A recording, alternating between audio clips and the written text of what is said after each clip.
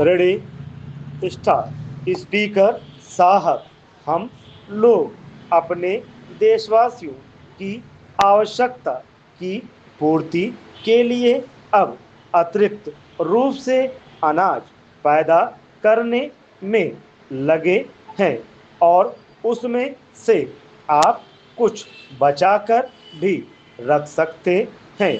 आपके द्वारा जो बहुत बड़ी योजनाएं अभी तक चालू की जा सकी हैं, यह बहस बड़ी बात है कि उनमें से तथा आप में से कई हजार लोगों को बिजली दी जा चुकी है।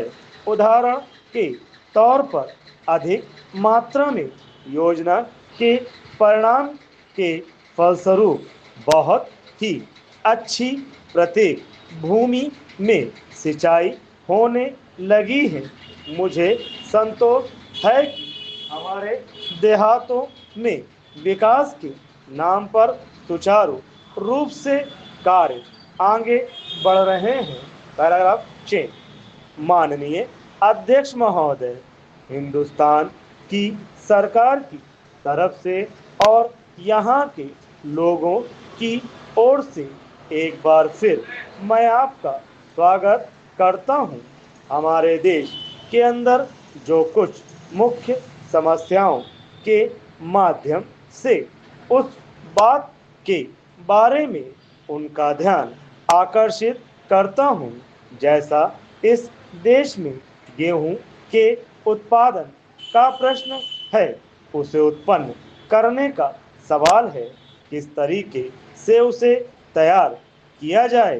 सरकारी योजना को अच्छे ढंग से लागू करके या मेहनत के आधार पर कैसे भी हो, लेकिन यह स्पष्ट है कि देश को इस संकट को आगे बढ़ाने के लिए अधिक उत्पादित वस्तुओं की आवश्यकता है। पैराग्राफ 6। उपाध्यक्ष जी, देश की तरक्की के लिए यह आवश्यक है कि बैंक में उद्योग लगाने की तुलना में अधिक से अधिक कृषि यंत्रों के लिए ऋण उपलब्ध करा दिया जाए। मुझे आशा है कि इस योजना के दौरान उनका क्रियान्वयन बराबर ठीक ढंग से हो रहा है। यदि नहीं तो अवश्य ही होना चाहिए। आपसे मेरा बार बार अनुरोध है कि जल्दी से जल्द इनका निरीक्षण किया जाए। पैराग्राफ 6। सभापति महोदय, मेरा निवेदन है कि और जहां तक मैं समझता हूं कि यह बड़े चिंता का विषय है, जहां नागरिकों का प्रगति का संबंध है, वह देश की उन्नति से संबंधित है।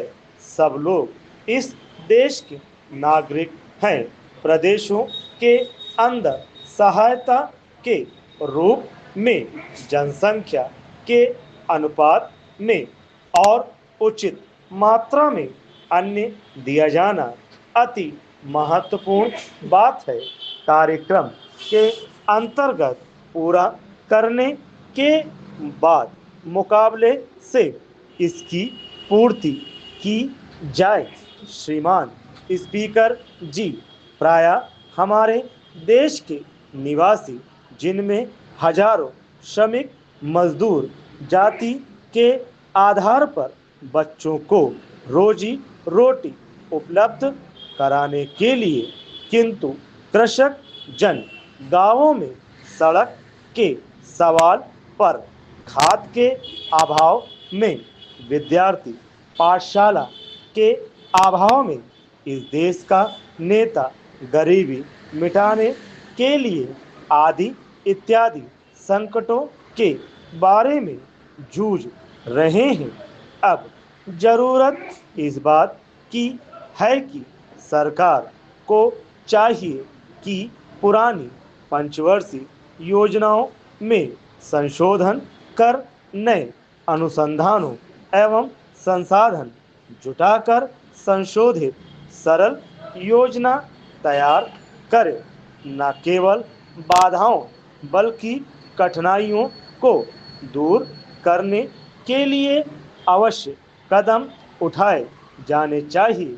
बड़े पैमाने पर कब उन्नति की दिशा में ध्यान दिया जाए, कौन से तरीके अपनाना चाहिए, उस संबंध में शासन को ऐसा करना चाहिए कि सभी मंत्रियों को उन समस्याओं पर पूर्ण रूप से विचार विमर्श करने से पहले उन्हीं में से जनसंख्या के अनुपात में बांट लेना चाहिए।